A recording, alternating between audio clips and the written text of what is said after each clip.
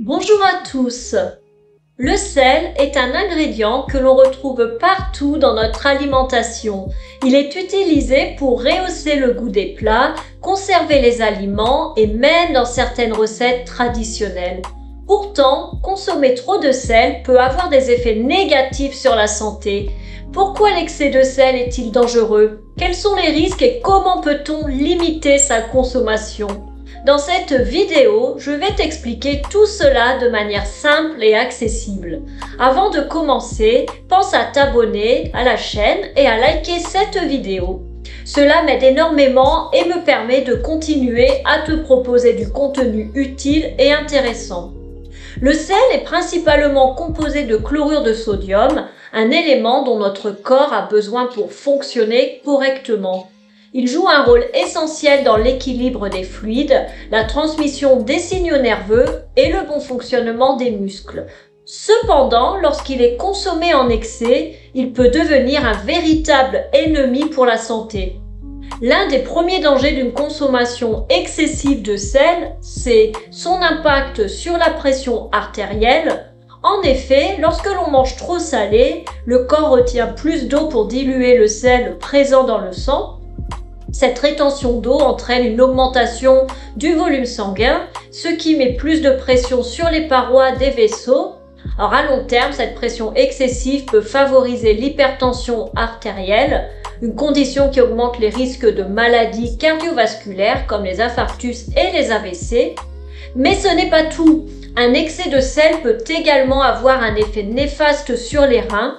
Ces organes ont pour rôle d'éliminer les déchets et l'excès de sodium présent dans le corps. Alors lorsqu'ils sont soumis à une quantité trop importante de sel, ils doivent travailler davantage, ce qui peut, à terme, les fragiliser. Une consommation excessive de sel peut donc contribuer à l'apparition de calculs rénaux et, dans les cas les plus graves, à une insuffisance rénale.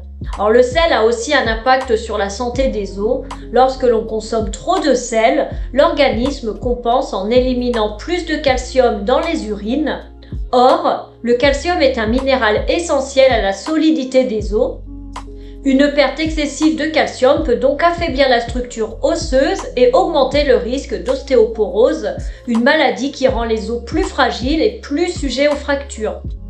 De plus, une alimentation trop salée peut aussi jouer un rôle dans la prise de poids.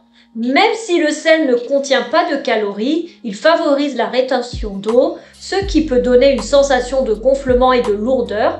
Par ailleurs, on retrouve souvent du sel en grande quantité dans les aliments transformés et industriels, qui sont également riches en graisse et en sucre.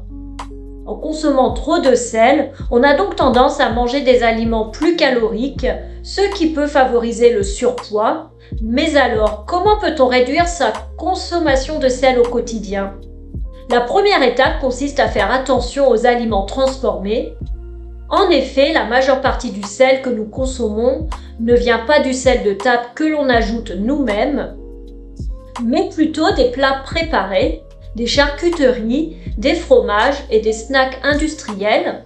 Il est donc important de lire les étiquettes des produits et de privilégier les aliments frais et faits maison.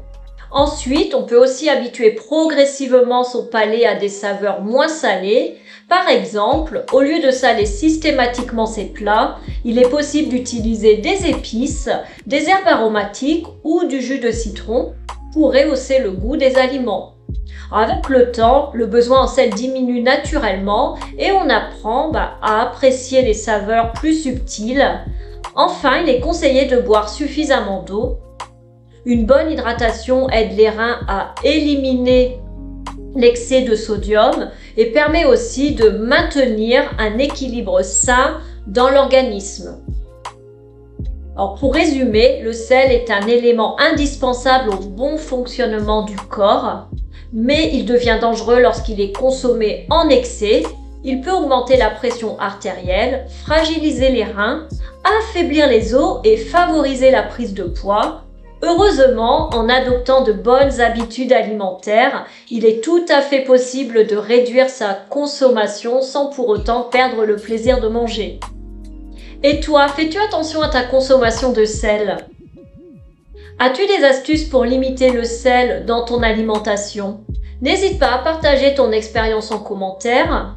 Si cette vidéo t'a été utile, pense à la liker et à t'abonner pour ne rien manquer des prochains contenus. Merci d'avoir regardé et à très bientôt.